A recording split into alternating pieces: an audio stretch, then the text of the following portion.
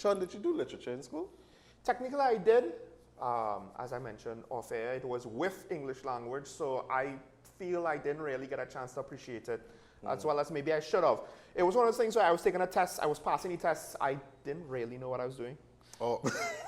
Looking back, that's what I feel like now. It's like, I don't really know what I was doing. But I guess all young people, you know, they look back, you know, once you go to university, it's like, I didn't know what I was doing when I was in secondary school. It just... Well, the good thing is our next guests actually do know what they're doing yes, when it comes to literature. And we have with us, joining us, we have the director of Milwaz Productions, Miss Janieka Tudor-Baptiste. Hi, good morning. Good morning. And we have with us Eliana Ellis. Good morning, Eliana. Good morning. So, now it seemed, when I discovered the Instagram page, maybe like a few weeks into starting this show, so this may have been like July, June, somewhere around there. And I looked through and I said, this makes sense because combine, and we're going to talk about it a little bit. You're going to tell us about Milwaz Production, what it is, first of all, what it means as well. Yes. But when I first saw it, I said, this makes sense. So why don't you all tell us how Milwaz Production started and why? Sure. So we actually started about 9 years ago. This next year will be 10 years. Okay. So look out for a little shebang. Okay. And maybe it might be a little First Bridgerton decade. team, Yeah. you know, a little party. Right? All right, no problem. Just to point out, this is no fly-by-night thing that's now appear and gonna disappear just now. They've been here for a while. We've been here for a while. So we're going to turn 10 years old. And how did we start? We started by a teacher carrying a group of 18 students to play in Bmobile. And I was like, let's go on a field trip. It's like, Missy never carry us anywhere. All other students go in places. I said, but where you want to go? So I got this play and I said, let's go to this play in Bmobile. And we were on our way back home. They were complaining about everything. It's about the string that in tucking properly, is about the colors of the costumes not coordinated and the skin tone of the people, is about the stage management, something dropping in the back they're hearing, and they were just talking about everything. So I said to them, I said, you all think you all could do better? I said, that's not an easy feat, you know. And they say, yeah, miss, so put we out there. And I didn't really take them on, but by the next morning I got to class. One of my artists, who is now actually the artistic director of the company, she started drawing costumes on the board, and she had all these sketches. Oh, wow. And she was like, well, you know, Desdemona could wear this, and the servants could wear this. And I was like, so they were planning a play for the next academic year that we were supposed to be doing, and they say they're going to put on a play. And of course, I was young and excited. So I bought into it, and we really created magic that year. That was in 2015. Yeah. And then, of course, they would have left school. And the play was so good, we filled out the auditorium, 700 persons per night. And everybody was like, this is a school play? Because they were like so shocked at the quality and the investment, and the students were learning all these Shakespeare lines.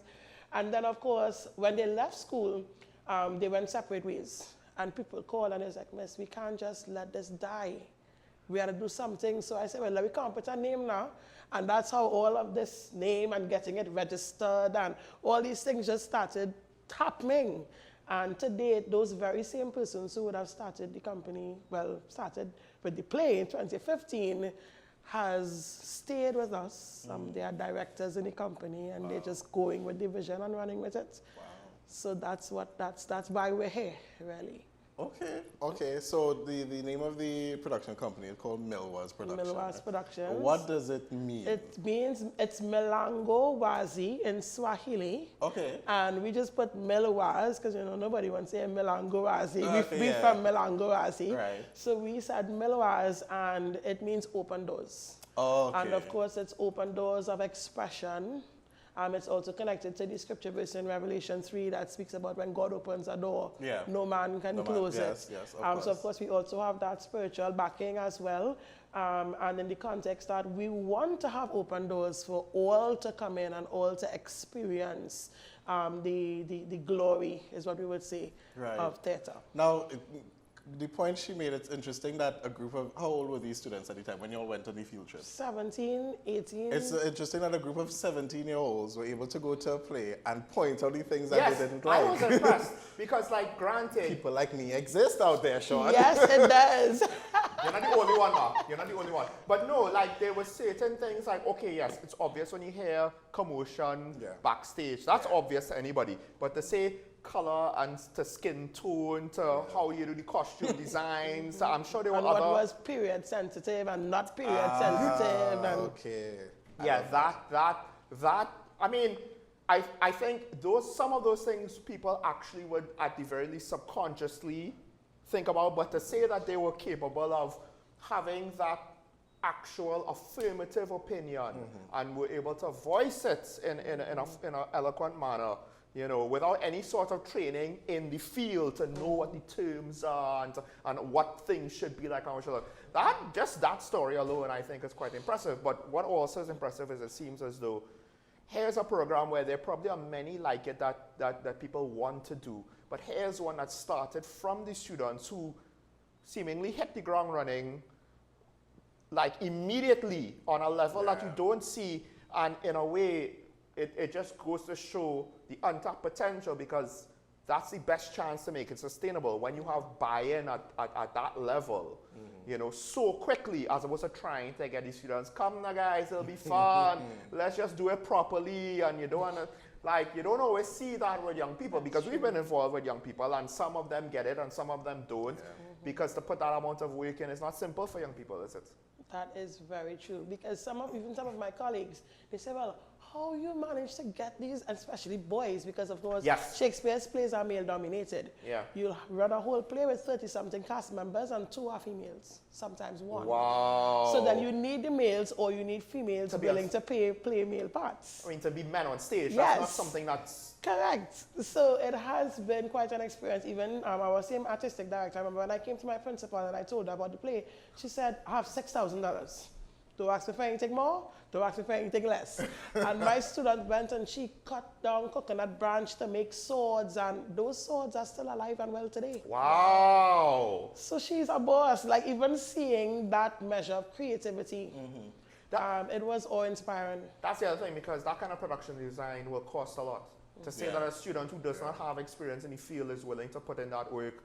I'll just say this, when I was, say, like late teens, very early 20s, you know, some of us tried to do some props. They had to have been redone. I am not good with my hands, so whatever I did, I don't even know if I actually helped. So technically, I am below those that did try and not necessarily succeed at first. Oh my. I'm not good with my hands, man. Okay. I'm not good with my hands. Oh well. But so it started off as they put on this big thing and everybody was impressed. So it sort of developed, because I know it's for the students of CSEC Literature, of CSEC Literature.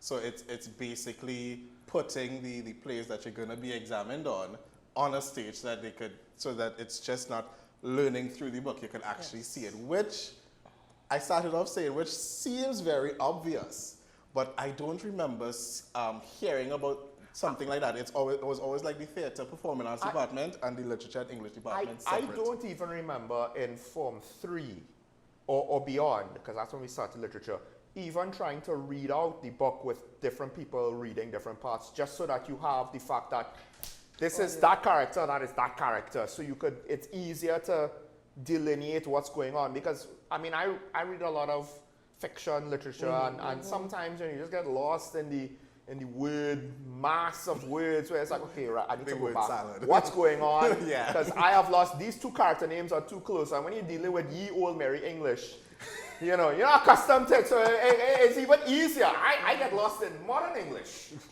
Oh, wow. Yes. Yes. So and did it develop over time? How effective is that even? I remember when I was in school in literature, that was the sum total of our drama excitement. But I was alarmed when I went to UE and I saw these people coming out. I said, well, where you're coming from? They said theater. I said, theater arts. So why am I here in this faculty doing this component of drama? It's then I realized that the entire drama, module or genre aspect of literature is theater arts. Right. And I was like, wow, this thing also stands on its own. Like there's a subject called theater arts. I didn't even know that. I knew that when I went to UE. Oh, okay. So even my students being able to pull apart that from the poetry and from the prose, isolate it, and even if they fall in love with one module, I don't need them to fall in love with the whole thing. Maybe you don't like poetry, maybe you don't like prose, but if you could fall in love with that one module. Because I think it's good that you're able to see it, because for those who've read Shakespeare, it's a very difficult language to interpret and to read. And sometimes you bite in your tongue trying to read it over and over again. Now, I want to ask Eliana a question. So, were you part of that class that went and criticized? Okay, no, she wasn't. She's a baby. She's a baby in the bunch right now. Oh, really? I just wrote the CSEC 2024 exams. Okay, great, nice. And so, how did you get involved in Milwaz Productions? Well, I started, actually my sister was a part of Milwaz, and so every now and again I would go to like different, like when you were having rehearsals, sometimes I'd go and I'd watch. And I wasn't that interested in theater back then, to be honest. I didn't really know what was going on. But when I started doing literature, I realized that I didn't understand anything that was going on in Shakespeare in 12th night. I was like, okay, what is this? Yeah. And so when I was given the opportunity to actually be a part of it, I thought it would be a good opportunity to understand it better, to learn more. Okay. And so that's how I got involved. Okay, that's great. And how has the experience been so far? Honestly, very, very good. Okay. Like, I actually know what the play is about. I understand all those different, like all those long scenes that seem so uninteresting. And I was like, why didn't he just cut all this out?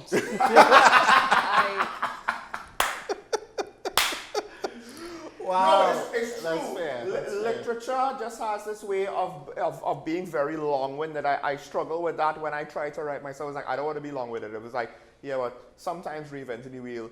But when you put it out in live, then it's different, right? Yes. Because you don't have to have a whole set of text describing the cold night and the dark light. You just see that it's dark. You get all of that in like 2 seconds. It's dark. This is nighttime. Because not only reading it, then you have to translate it into, okay, what would this phrase, what would we say? And it's an imaginative experience, because now you have to think, what does that look like? Yes. But then it's different when you just see. And then that could be difficult for people who don't actually have theatre, who've never gone to. I'm actually shocked at the amount, because I teach as well. I'm shocked at the amount of children that actually don't go to concerts, live concerts, to see the instruments, to see live dramatic reenactments and all of those things. So, have you done any performances yet? So you did? Yes. So I just want to know, like, what was that like now having to do a performance live? Because one of the things about a concert is to watch somebody do it and achieve it live. You don't have room for error. Or rather, when you don't make mistakes, if you could recover a mistake, that's cool, right? Show some skill. But when you don't make mistakes, there's like this specialness to it. That's like, they did it. What was that like? Going into it, I was very nervous, and I remember my first show, I did mess up a scene really badly, and thankfully my scene partner, he recovered it for me and just kept going. Great. But I think around the time of my second show, I realized the adrenaline that came with having like a full audience and having the audience laugh and be interested. That really gave me the push I needed, and like it was almost like clockwork, where it's like I wasn't even thinking, I was just in the moment, and I was able to do it. It's one of those weird things when you're on a stage, if you think too much about it, you kind of get into your own way. You practice so that your body and your mind gets used to it. But when you step on that stage, when it's like action, it's like then the craft has to kind of take over. All right, but here's the flip side, because this has happened to me more times than I would like to admit, where I'm singing a trio or solo, so I'm on a mic, like isolated, right? My voice is meant to be heard now, right? And I just defaulted into automatic mode, where I realized like 5 seconds later, I wasn't actively thinking about anything. So I could have like fallen on my face and I wouldn't have known better. My mind just drifted while I'm singing this song in harmony with two other guys next to me. Yeah. Has that happened to you? Have you had that experience? Absolutely. and did it ever almost make you kind of freak out while you're still on stage? Because it has happened to me. I'm like, oh my gosh, I need to like focus a little bit more. No, thankfully, it's usually once I come off stage, I was like, wait. Okay, then you realize. It wasn't all there, you know? Yeah. It just Okay, I like that. I like that. And it's for, so as a young person in it, and just recently wrote the CSEC exam, what are some of the gaps that you've experienced, just in terms of learning, just overall, just all of your subjects? What are some of those things? Because I'm going to ask you the same question as an educator, but what are some of the things that you experienced that you're like, we could do better? What part of the young person's mind that education is not reaching? I genuinely think just applying it to real life. I feel like, especially with literature, it's almost treated like this ancient scroll that's there, you have to learn it. But I think literature is part of modern day and it should be applied to now and not just treated as something from the history. because it's humans, Yeah. it's human emotions, Yeah. reactions, Exactly. understanding people, right? You have to understand your character before you could really Yeah. play Yeah, it. because it wasn't just written to be in a museum. It was written Yeah. as a reflection of what was happening. So as an educator yourself, The irony is that's the Marvel movie of the day. That's the Disney movie, the Star Wars movie, the Yes. Star Trek movie of the day. You know, the John Travolta film or the Arnold film of the day. It Yeah. was Shakespeare. Yeah, what we're really trying to say is that the issues are timeless.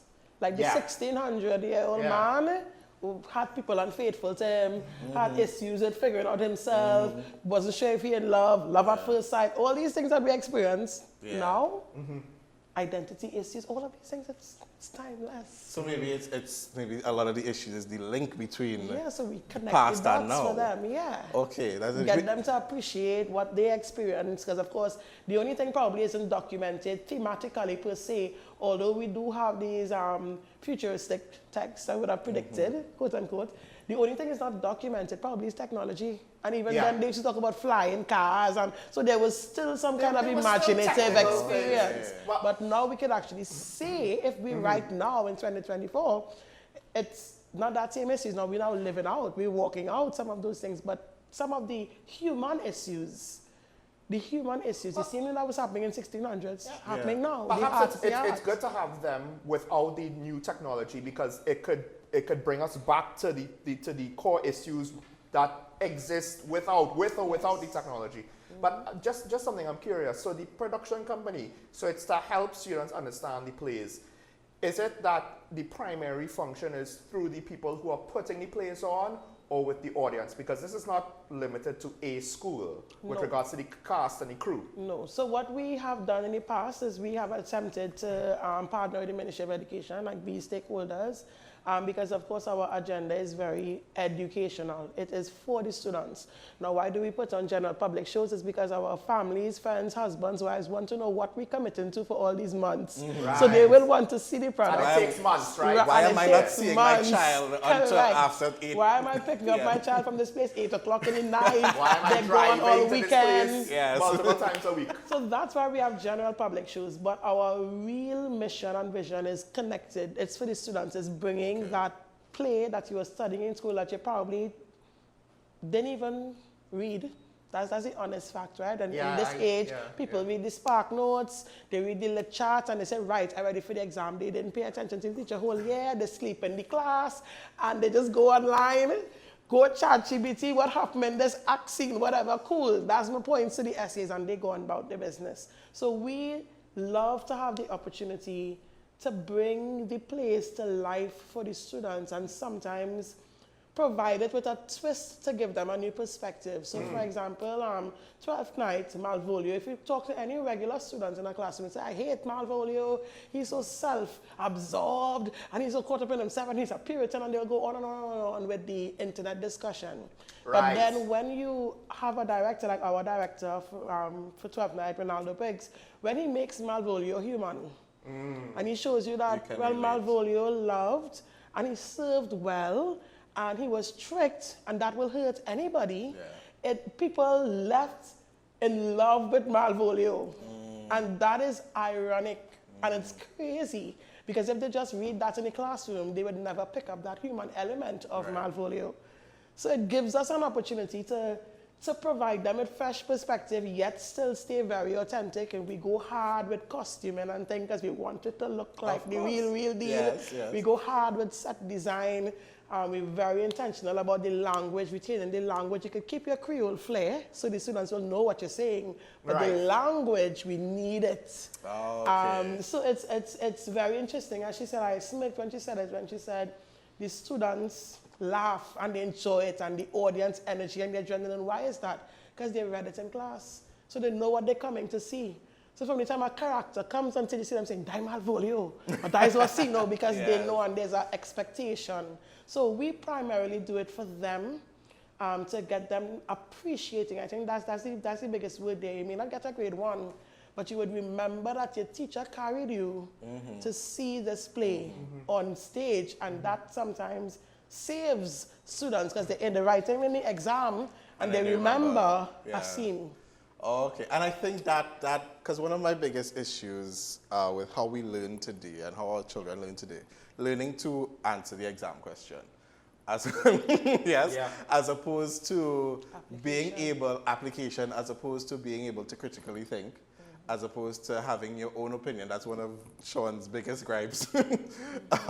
People not being able to have their own opinion or have an opinion. It just had to be yours. Yes. Yeah, because then learning then becomes regurgitated, and that's not really learning. Ironically, I did say this in Talking Point this morning. I don't know if you remember, if you saw that. Yeah, I was like, just with the education, it's like, well, to what extent is it that the fire, it's not filling a container. It was a quote that I found. It's not filling a container, and I added on with knowledge. It's lighting a fire, so that you could begin to not just have the fire, the passion to learn and to improve, but also, the capacity. Yeah. A fire is aided with fuel, but it's not something that you just fill and leave. It's a thing in and of itself. So how can somebody find Milwaz Productions and get in contact with you all? You can find us on Instagram. Right now we have a lot of things going on. As we big on the experiential learning is what we call it. We actually, at the end of this Shakespeare Festival, we are going back to London. We just came back from London. Okay. Stratford-upon-Avon, just looking at where Shakespeare lived, where he's buried, all of these things. And so right now our social media is very, very active with regards to inviting students even onto that experience, inviting teachers, literature enthusiasts. So Instagram, Facebook, TikTok, Twitter, they're calling Twitter X now or something. Yes, so? I still call it Twitter. But in majority, I will still say Twitter. Yeah. We can be found on all it's one of those things that shows your age. Yes. Yeah. I hate it. Anywhere there. You're not old, Mark. You're not old. Now, I just want to ask, with regards now, of course, there's the experience of the students in the audience, but there's also the experience of those who participate. Like, how open is Milwaz to get new students to join? Do you all have recruitment drives? Very open. So we usually have recruitment drives. We encourage persons to, we actually have on our website, which we have a website, milwazproductions.com, we have a sign-up sheet, a volunteer sheet. And of course, because we understand the nature of the company, we allow people to come volunteer for a season. If you want, you can leave. If you can stay for 5 years, you can stay for 5 months, because it's about the experience. So they may come on because I want some help or I want to invest in 12th night, but when I'm finished writing CSEC and that's no longer something I want to do, I'd move on. Right. But they always stay very connected and see how they can help and add value. So we now have a volunteer system, and we have sign-up sheets on the website that people can just come and sign up and invest any amount of time that they want to in the festival. And I'll just say, so part of a student's development, thankfully I was involved like this with extracurricular activities, some of which went even after my school days. And that's why I believe prepared me to some degree when I first came in front of the camera here on the set. And it's not just about if you're in TV. I mean, at some point you're gonna have to speak to a crowd, you're gonna have to make a presentation. And it's one thing to learn how to do it in a classroom, But still, the stakes in a classroom are not like in a job and being a leader in a job, and having stage experience is not going to be a one-for-one thing. But I do believe like that. I did it with singing, you did it with acting. That adds a lot to your capacity. Can I let out my Eliana secret? Okay. Sure. I came and I boasted about her in Milwaz before anybody even, I said, listen, she real bad. She know the Shakespeare. She can speak, she have it, she's spitting. I bring her to the audition. I say, you want to do it? She say, yes. And Eliana came to that audition and cried on the audition. And everybody was like, she's crying. I say, yeah, but she'll be okay. Like, I just believe that she would have been okay. And like now, recently we had a rehearsal, and it was just a rehearsal, and she was in it, and everybody just stand up and start to clap like you think it's a show. I remember there's one girl I remember, she was crying in a rehearsal. She technically got the part or whatever already, but like just the experience of rehearsal with everybody, it upset her. And then cut a couple of years later, and she is like the centerpiece of several sections in the production. It gives you that confidence and that boldness, and so it's more than just when you have to learn Shakespeare lines. So I don't want to act. Just being a part of Exactly, and even adds if you don't, to your development. exactly, yes. because you never know, because you don't know. The student does not know what's going to happen after CSEC. You don't know what's going to happen in the next year, 2 years. All right, so all of these things that contribute to the overall development, it's going to help in the Add future. value, It's going to help. All right. Thank you so much for joining us this morning. No problem. It was great. Thank you for having us. It was I mean, great. this is a hell of a program. It is. I would argue, I don't know if it could be repeated, but I hope that it could. It's just so unique how you started that you know, but it's a hell of a program. Thank you for doing it. And we wish you all Thank the you. best. Thank And we you will very keep up to much. date with you all. Thank you.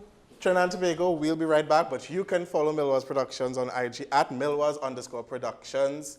Mark Anthony Peter, Sean Michael Small. We'll be right back. Stay tuned.